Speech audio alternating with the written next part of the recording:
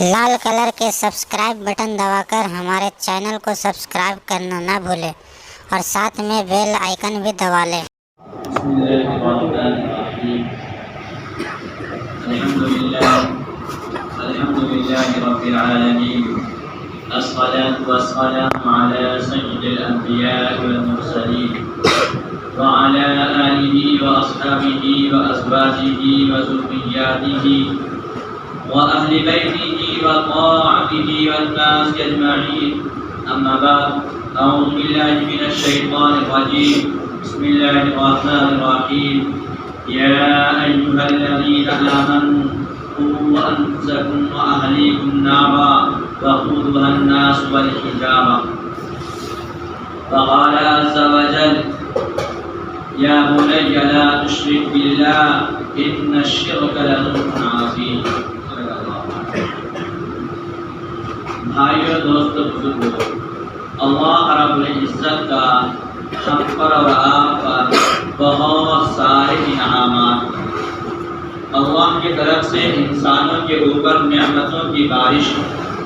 اتنی نعمتیں اللہ نے عطا فرمایا کہ ان نعمتوں کو انسان گن بھی نہیں سکتا۔ خود اللہ رب العزت نے فرمایا وَإِن تَعُدُّوا نِعْمَةَ اللَّهِ لَا تُحْصُوهَا، کہ اگر تم اللہ کی نعمتوں کو گننا چاہو، شمار کرنا چاہو، اپنے فہرست میں لانا چاہو، تو کبھی بھی اللہ کی نعمتوں کو گن نہیں سکتے۔ یہاں اللہ نے بہت ساری نعمتیں عطا فرمایا ہے، ان نعمتوں میں ایک بہت بڑی نعمت جس کے نہ ملنے سے انسان پریشان و بے قرار ہوتا ہے، جن کے لیے دعائیں کرتا ہے، منتیں مانگتا ہے، فریادیں کرتا ہے اور نہ معلوم کیا کیا کوششیں کرتا ہے، ان نعمتوں میں اولاد، یہ ایک ایسی عظیم نعمت ہے کہ جس کو نہ ملے وہ اس کے تقوضوں میں اپنا سب کچھ کھپا دیا کرتا ہے، راتوں کی نیند ہو جایا کرتی ہے، دل کا سکون و چین ختم ہو جاتا ہے، بے قراری اور اضطرابی کیفیت ہوا کرتی ہے، کبھی ڈاکٹروں اور حکیموں کے چوکھٹ پہ جاتا ہے، کبھی رب کائنات کے دروازے پہ اپنی دستک دیتا ہے اور اپنی فریاد اور اپلیکیشن ڈالتا ہے کہ اللہ اولاد کی دولت عطا فرما۔ لیکن اولاد بہت بڑی نعمت ہونے کے باوجود امت مسلمہ کا بہت بڑا طبقہ منتوں، سماجت اور دعاؤں سے اللہ سے اولاد کو مانگتا ہے۔ جب یہ اولاد مل جاتی ہے تو اس اولاد کی طرف سے لاپرواہ ہو جایا کرتا ہے، سست ہو جایا کرتا ہے، کبھی کبھی محبت میں بہت زیادہ آگے بڑھ جاتا ہے اور کبھی کبھی لاپرواہی میں بہت زیادہ آگے بڑھ جاتا ہے۔ کبھی محبت کے بنا پہ بچے کے ہر لاڈ و پیار میں ہر باتوں کو برداشت اور نظر انداز کرتا ہے اور کبھی کبھی لاپرواہی کے بنا پہ اسے غلط راستے پہ چھوڑ ڈالتا ہے۔ تو یہ نعمت عظمیٰ جو اللہ نے بڑی نعمت عطا فرمایا ہے، اس نعمت کی قدردانی یہ نہیں ہے کہ صرف اس کو کھلایا اور پلایا جائے، اس کے لیے رہنے کا مکان کا انتظام کیا جائے، اس کو اچھا سے اچھا لباس پہنایا جائے، یہ اس کا حق صرف نہیں ہے بلکہ اس کا حق یہ ہے جو ہمارے اور آپ کے نبی آقا نامدار تاجدار مدینہ عبداللہ کے پیارے، آمنہ کے دلارے، خدیجہ کے دلبر، ہم سب کے رہبر، عائشہ کے سرتاج، مدینہ کے تاجدار، شافی محشر، ساقی کوثر، امام النبیین، خاتم المرسلین، آقا مولا محمد رسول اللہ صلی اللہ علیہ وسلم نے ارشاد فرمایا کہ ایک باپ اپنے بیٹے کو، اپنی اولاد کو اس سے بہتر تحفہ دے ہی نہیں سکتا، اس سے بہتر عطیہ دے ہی نہیں سکتا، اس سے بہتر انعام دے ہی نہیں سکتا کہ اپنے اولاد کو صحیح تربیت اور صحیح ادب سکھا دے۔ یعنی باپ کا بہترین تحفہ اولاد کے لیے یہ ہے کہ اپنی اولاد کی صحیح تربیت کرے۔ باپ کے لیے، اولاد کے لیے بہترین تحفہ باپ کی طرف سے یہ ہے کہ اس کا اچھا نام رکھے۔ چنانچہ ایک مرتبہ عمر رضی اللہ تعالیٰ عنہ کے خلافت کے زمانے میں ایک آدمی اللہ حضرت عمر کے عدالت میں آتا ہے، وہ عمر جن کا انصاف کا ڈنکا دنیا میں بجتا تھا اور آج تک ان کے انصاف کا مثال دنیا پیش کرتی ہے، ایسے حاکم وقت اور ایسے خلیفہ دوم حضرت عمر بن خطاب رضی اللہ تعالیٰ عنہ کے پاس ایک آدمی، ایک بوڑھا آتا ہے اور کہتا ہے امیر المومنین، آپ کے ہوتے ہوئے میری میری اولاد میرے حقوق کو ادا نہیں کر رہی ہے، میرے اوپر ظلم کر رہی ہے، میرے ساتھ انصاف کا برتاؤ نہیں کر رہی ہے، میں آپ کے پاس فریاد لے کر آیا ہوں کہ میری فریاد کو آپ سنیں اور مجھے میرا حق دلائیں۔ حضرت عمر بن خطاب رضی اللہ تعالیٰ عنہ غصے میں آ گئے کہ میرے ہوتے ہوئے کوئی اولاد اپنے باپ پہ ظلم کرے، یہ بات عمر بن خطاب برداشت نہیں کر سکتے ہیں۔ چنانچہ آپ نے آرڈر جاری کیا اور سپاہیوں اور لشکروں کو بھیجا کہ جاؤ اور جا کر اس کی اولاد کو گرفتار کر کے اور پکڑ کر میرے دربار میں لاؤ کہ میری حکومت میں اس نے اپنے باپ پہ ظلم کیا ہے۔ وہ بچہ آتا ہے، امیر المومنین غصے میں ہوتے ہیں، وہ بچہ کہتا ہے امیر المومنین آپ پہلے میرے مقدمے کو سن لیں، اس کے بعد آپ فیصلہ کیجئے گا، آپ کے فیصلہ سب آنکھوں پہ ہے، لیکن ذرا سی میری بھی بات کو سن لے۔ حضرت عمر بن خطاب نے کہا بیٹا بتا کیا بات ہے، تیرا کیا مقدمہ ہے؟ تیرے باپ نے تیرے خلاف میرے پاس مقدمہ دائر کیا ہے کہ تو اپنے باپ کا حق ادا نہیں کیا کرتا ہے، تو اپنے باپ کے ساتھ ناانصافی کرتا ہے، تو اپنے باپ کے اوپر ظلم کرتا ہے۔ بیٹے نے کہا امیر المومنین ذرا یہ بات بتائیے کیا صرف باپ کا حق بیٹے پہ ہے یا بیٹے کا بھی کوئی حق باپ پہ ہے؟ حضرت عمر نے کہا کہ بیٹے کا بھی حق ہے باپ پہ۔ بچے نے کہا امیر المومنین آپ ہی فرمائیں کیا حق ہے باپ کا بیٹے پہ؟ امیر المومنین نے فرمایا پہلا حق یہ ہے کہ جب وہ نکاح کرے یعنی بچے کا ماں کا انتخاب کرے تو نیک اور صالح متقی عورت کا انتخاب کرے تاکہ اس کے بدن سے نیک بچہ پیدا ہو۔ بچے نے کہا اچھا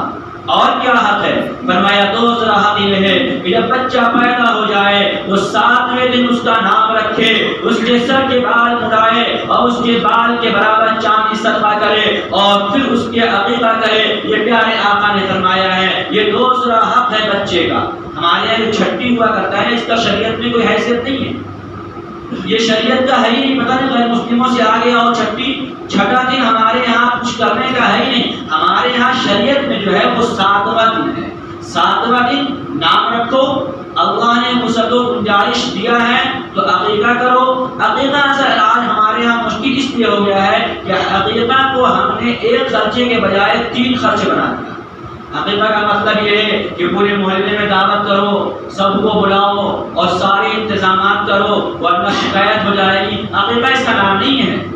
عقیقہ یہ ہے کہ جانور اس کے نام پہ ذبح کرو، اگر لڑکا ہے تو 2 جانور اور اگر لڑکی ہے 2 نام اور اگر لڑکی ہے تو 1، اور اس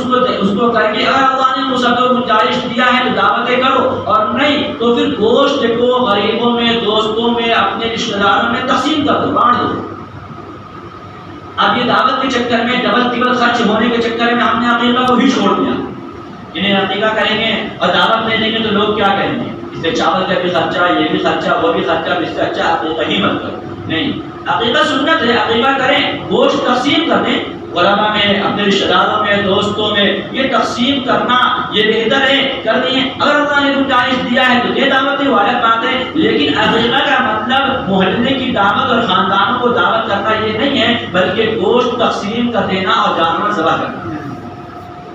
ان کے بال کو مونڈ کر اس کے برابر وزن کر کے چاندی صدقہ کرنا، یہ کام ہے۔ 7ویں دن 3 کام ہے، ایک تو یہ کہ اس کے بال مونڈے جائیں اور اس کے چاندی کے اس کے وزن کے برابر چاندی صدقہ کیا جائے، دوسرا یہ کہ اس کا نام رکھا جائے، تیسرا یہ کہ اس کے نام پہ جانور ذبح کیا جائے یعنی عقیقہ کیا جائے اور نہایا دھویا جائے۔ یہ کام 7ویں دن کا ہے، جو ہمارے یہاں 6ویں دن تو ہوتا ہے نہانا دھونا اور صاف صفائی، اور نام کو جب مرضی ہوا تب رکھ لیے، تو اپنے اختیار کا سمجھتے ہیں، لیکن نام رکھنا ہے، ظاہر سی بات ہے، تو غیر نام کو تو بچہ رہے گا نہیں، تو کیوں نہیں ہم ایک یہ سنت زندہ کریں کہ 7ویں دن نام رکھیں تاکہ اللہ کی طرف سے کچھ انعامات بچے کے حق میں آ جائے۔ تو حضرت عمر نے کہا دوسرا حق یہ ہے، فرمایا تیسرا حق یہ ہے کہ بچہ جب پیدا ہو تو اس کا اچھا نام رکھا جائے، عبداللہ، عبد الرحمن، ان صفات کے بعد یا پھر نبیوں کے ناموں پہ اس کا نام رکھا جائے۔ تو بیٹے نے کہا امیر المومنین اب میری بات کو سنیے، میرے باپ نے اہل کتاب مجوسی سے نکاح کیا ہے، کوئی نیک اور دیندار عورت سے نکاح نہیں کیا ہے، پہلے کتاب۔ دوسرا یہ کہ میرا نام جو رکھا ہے جس کے معنی آتے ہیں گندگی کا کیڑا، آج میں بڑا بھی ہو گیا، لوگ میرے مذاق اڑاتے ہیں میرے نام کی وجہ سے کہ تو کیا بات کرے گا، تیرا باپ نے تو گندگی کا کیڑا تجھے بنایا ہے، تو میرا نام یہ رکھا گیا۔ اور تیسرا یہ کہ میرے باپ نے میرے حقوق کی ادائیگی میں ہمارے کوئی تعلیم و تربیت کا خیال ہی نہیں کیا، ہمیں دین سکھایا ہی نہیں۔ حضرت عمر بن خطاب رضی اللہ تعالیٰ نے باپ کو بلایا اور کہا اپنا تمہارا مقدمہ خارج کیا جاتا ہے، انہوں نے اپنے بیٹے کے 3 حقوق کو ختم کر دیا اور آئے ہوئے اپنے مقدمہ دائر کرنے کے لیے کہ ہمارے حقوق مارے جا رہے ہیں۔ آج ہمارا بھی حال یہی ہے، برا مت ماننا۔ آج جب بیٹا لات مارتا ہے تو تعویذ والے پر جاتے، تعویذ دے دیے میرا بیٹا خواجہ معین الدین چشتی اجمیری بن گیا۔ قرآن سکھایا ہے کہ نہیں ہم تو پہلے سے اس کو کام میں لگا دیے تھے بچے ہی سے۔ بہت غربت تھی، بہت پریشانی تھی، اس لیے ہم نے بچپن میں ہی اس کو کام سیکھنے میں لگا دیا، ہڈیاں چوننے میں لگا دیا، کچڑے چوننے میں لگا دیا، کہیں اور کام میں لگا دیا، تعلیم تو دیا نہیں، حقوق تو ادا کیا نہیں، اور جب لات مارتے تو کہتے ہیں کہ بیوی کے آنے سے بدل گیا، تو فلانا نشے کا شکار ہو گیا، دوست سے برا مل گیا۔ ہم نے بچوں کی تربیت کیا کہاں؟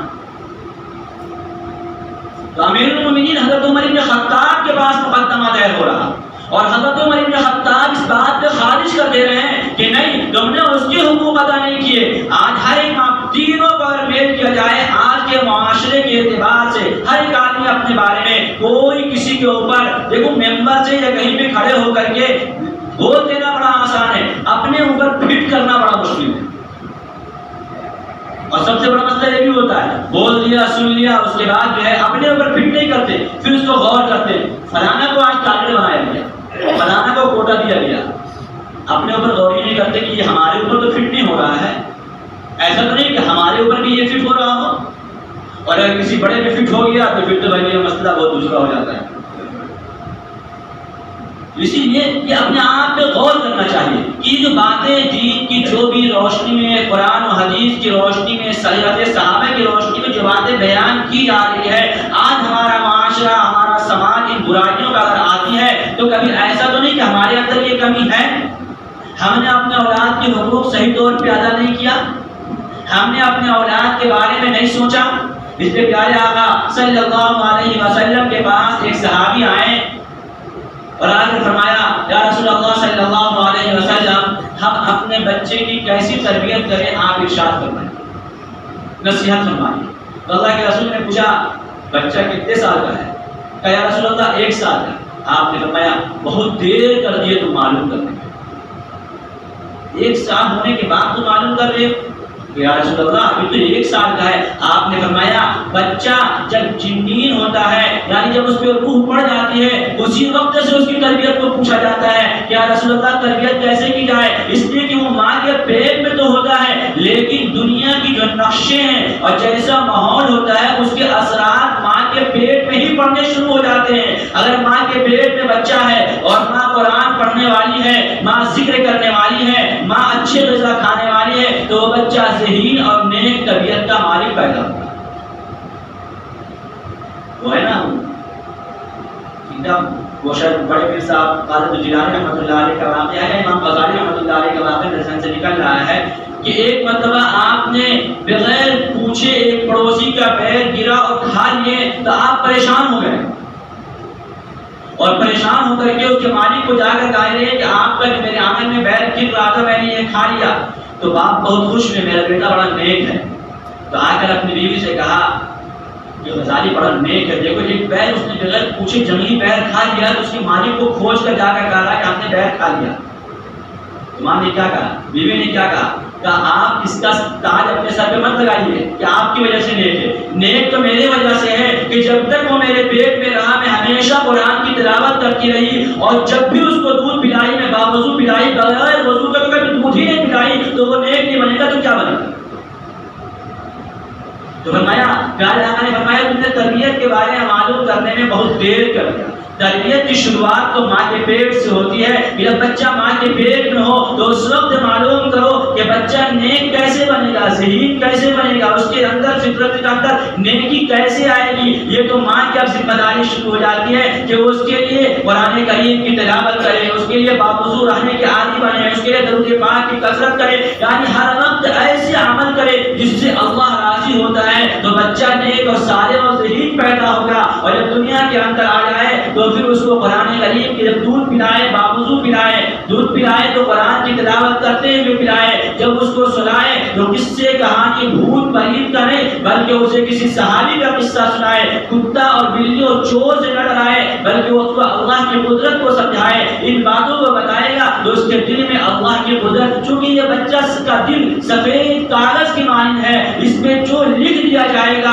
پتھر کی لکیر کی طرح وہ لکھ دیا جائے گا۔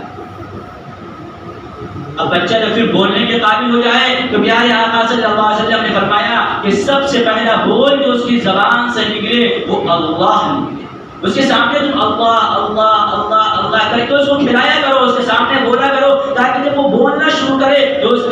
کا فوراً زبان پہ وہی اللہ نکلے۔ لیکن آج کیا ہوتا ہے، ہم اپنے بچوں کو کھلاتے ہیں تو کھلاتے ہوئے تو اندازہ ہوتا ہے اب بچہ بولنے کے قابل ہو رہا ہے تو ددیان میں ہے تو دادا دادی سکھایا جاتا، اور ننیال میں ہے تو نانا نانی سکھایا جاتا، اور جس کا نام سب سے پہلے لے لیا، اگر دادا کا نام پہلے لے لیا تو ابا کا سینہ 36 انچی کا ہو گیا، اور نانی کا لے لیا تو ماں کا جو ہے سر بلند ہو گیا کہ میرے بچے نے نانا کا نام پہلے لے لیا، پہلے اس کا نہیں لیا جس نے پیدا کیا۔ رب کا نام سب سے پہلے اللہ نے رسول نے فرمایا سب سے پہلے اس کو اللہ سکھا،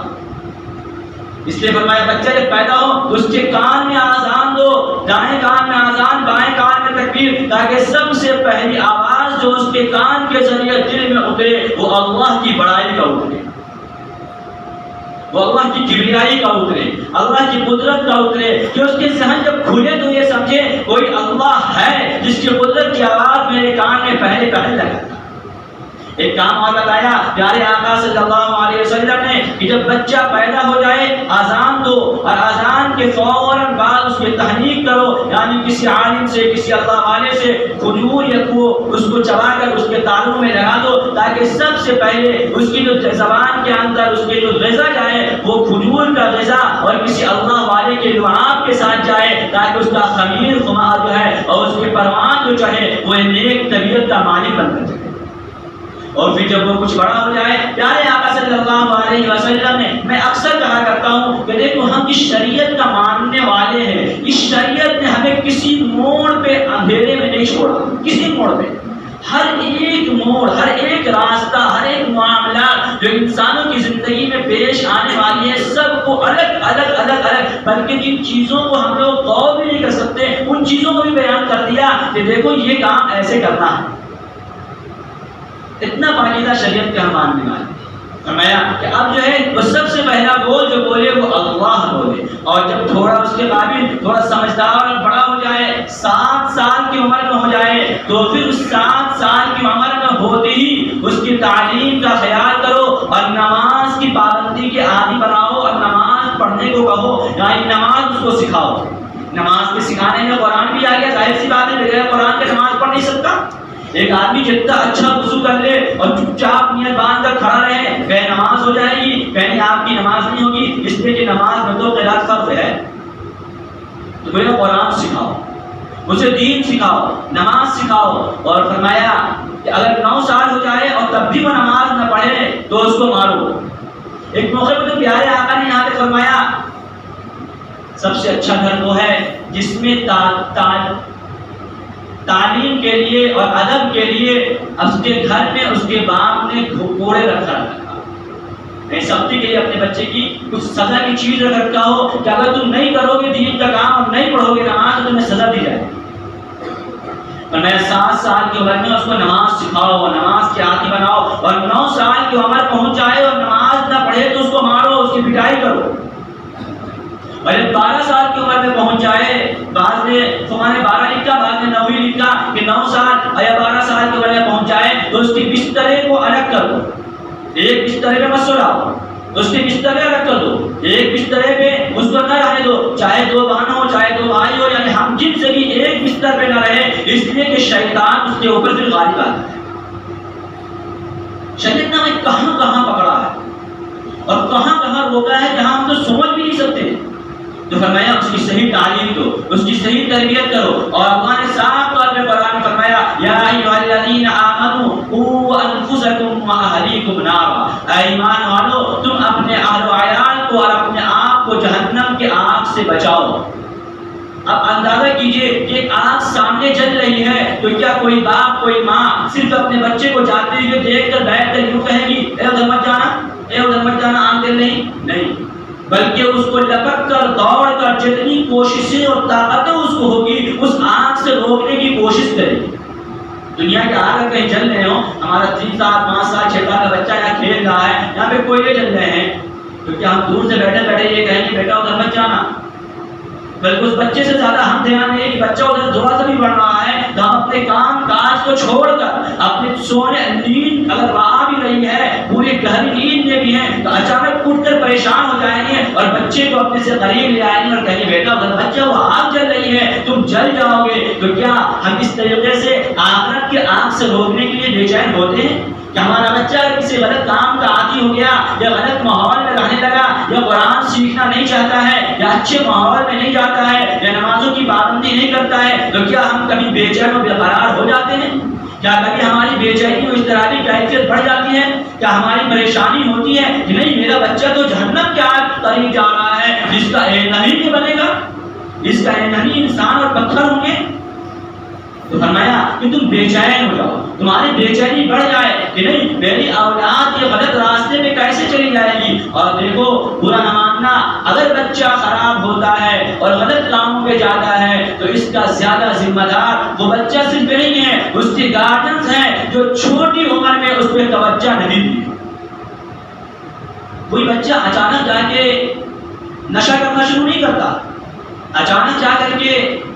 بڑے بڑے جوئے کھیلنا شروع نہیں کرتا، وہ تو پہلے شروعات اسی طریقے سے کرتا ہے کہ 10 روپے کا جا کر موڑ پر سے لاٹری کی ٹکٹ لاتا ہے، ایسی شروعات، کبھی ایسی شروعات کرتا ہے، کبھی ماچس کے ڈبے اور دوسرے ڈبوں سے کھیل کر کاغذوں کو اکٹھے کرنے کی شروعات کرتا ہے۔ یہ کھیل کھیل میں بچہ جوا کے عادی بن جاتا ہے اور ہم یہ سمجھتے ہیں ابھی بچہ ہے، ابھی بچہ ہے، یہ بچہ کسی آپ خود اندازہ کرو ایک آدمی کے چھت پہ برسات کے زمانے میں اگر پیپل کے گھاس نکلنے لگے تو کیا وہ آدمی یہ کہتا ہے ابھی تو نکلنا شروع ہوا ہے چھوڑ دو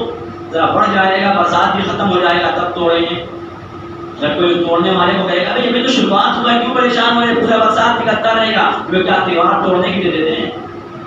چھت بھاڑنے کے لیے دیتے ہیں، اسے جڑ مضبوط ہو جائے گا تو نہیں ٹوٹے گا، پھر تو یہ دیوار کو بھی خراب کر دے گا اور پڑوسی کے گھر کو بھی گرا دے گا اگر یہ دیوار گر گئے تو اس لیے ابھی توڑنا ضروری ہے۔ لیکن وہی بچہ جب برائی شروع کرتا ہے تو کہتے ہیں ابھی تو بچہ ہے،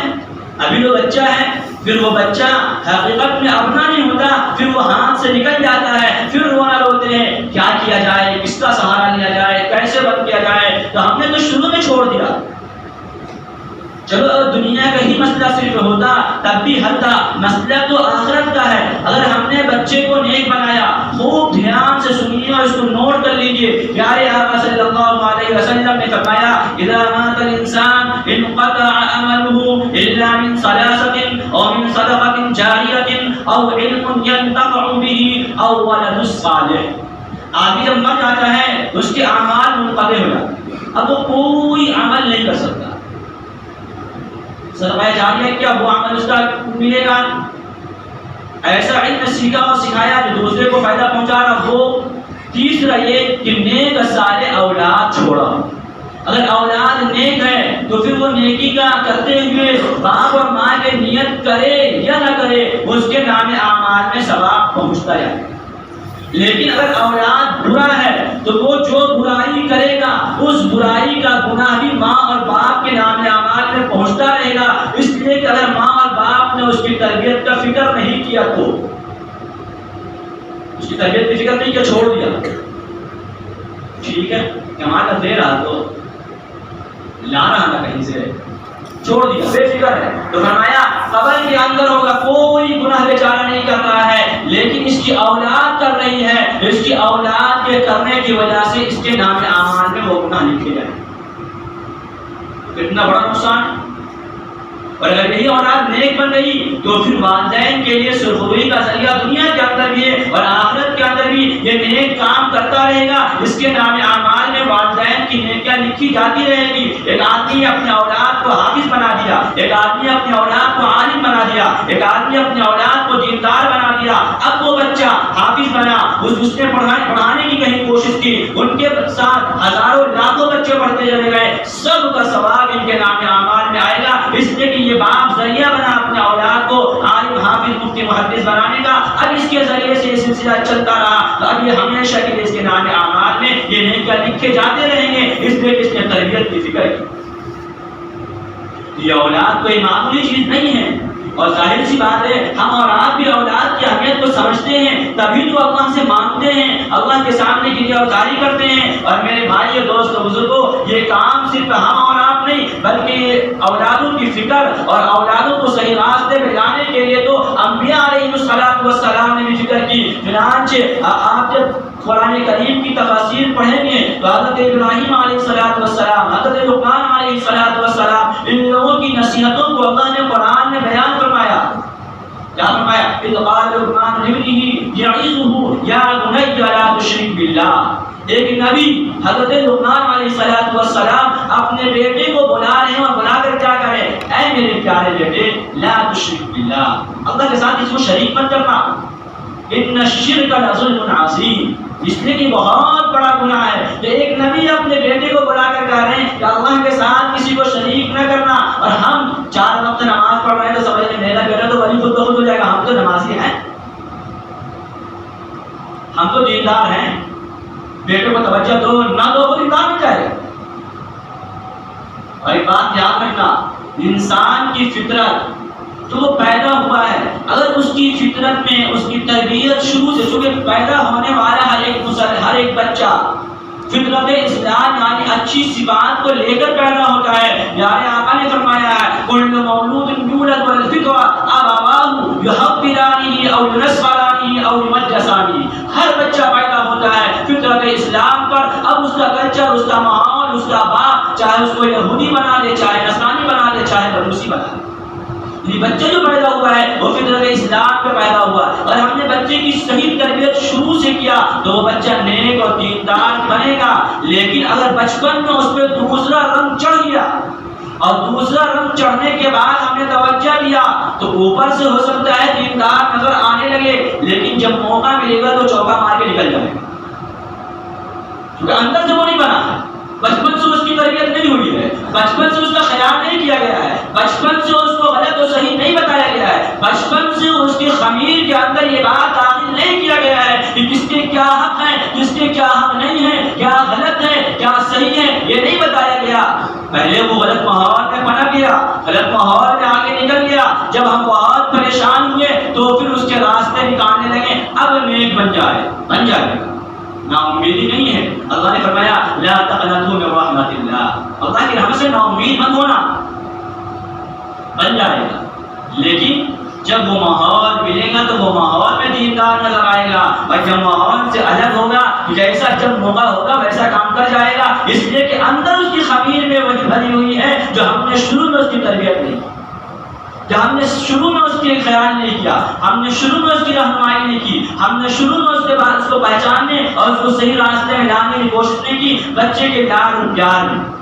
بزرگوں نے لکھا کہ ایک والدین کو اپنے بچوں کے لیے گارڈین ہونے کے اعتبار سے دوست بھی بن کر رہنا چاہیے، اپنا روب اس اعتبار سے نہ رکھے کہ بیٹا ماں بیٹی کچھ بات کہنے کے لیے سوچے اور ڈر اور روب کی وجہ سے کچھ نہ کہہ سکے، بلکہ یہ فرمایا کہ کسی کے دوست بننے سے پہلے تم دوست بن جاؤ، کبھی ایسا نہ ہو کہ تمہارے بے رخی کی وجہ سے تمہارے اولاد کسی اور کی دوستی کی سہارا لے کر غلط راستے پہ پڑ جائے۔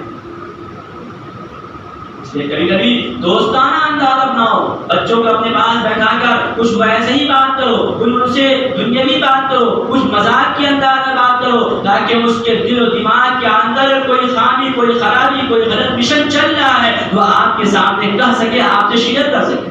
ورنہ روب کی وجہ سے وہ تو اچھی باتوں کو نہیں کہہ پا رہا ہے تو غلط بات اگر اس کو دل و دماغ میں چل رہا تو وہ کیسے کہے؟ ظاہر سی بات ہے انسان کی فطرت ہے، جب اس کے دل میں کوئی بات جمع ہو جاتا ہے، بیٹھ جاتا ہے تو وہ چاہتا ہے کہ کوئی ہمارا پارٹنر ملے جس سے ہم اپنے دل کی بات کریں، یہ انسانی فطرت ہے۔ چونکہ وہ بھرنے مشکلہ بھر جاتا ہے تو بولنے لگتا ہے نا، وہ چاہتا ہے کہ کہیں اس کو ٹرانسفر کیا جائے، اور ٹرانسفر نہیں کیا جائے گا تو بھر جاتا ہے، تو اس لیے اب انسانی فطرت ہے، اب وہ تقاضا کرتا ہے کہ ہم اپنی بات کو کہیں شیئر کریں، کہیں کہیں، لیکن بات تو وہ لوگ میں ہے کہ لگتا ہے کہ حضرت عمر کی بات تو کوئی جلالی پہلے نہیں ہوا، اس کے علاوہ گھر میں جو تعلیم ہوتا ہے، باہر میں تو ماشاء اللہ ہے،